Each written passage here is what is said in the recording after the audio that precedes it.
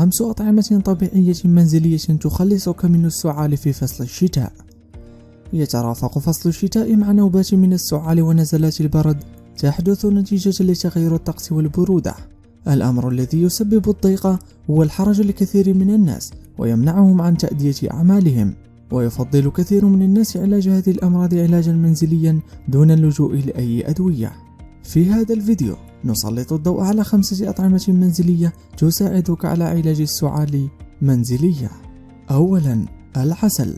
المحارب الأقوى للسعال هو العسل، وأثبتت دراسات أجرتها مايو كلينيك أن العسل يقضي على السعال لدى الكبار والأولاد فوق عمر 2 ويستحسن تناول ملعقة منه قبل النوم.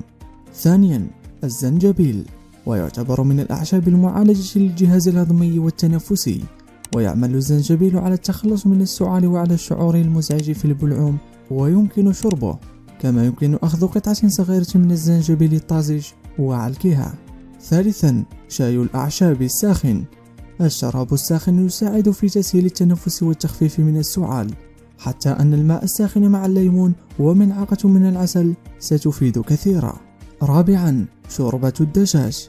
فالجدات كن على حق، حيث تعمل هذه الشوربة على تليين البلعوم وتخفف السعال بشكل كبير وفي مدة قصيرة.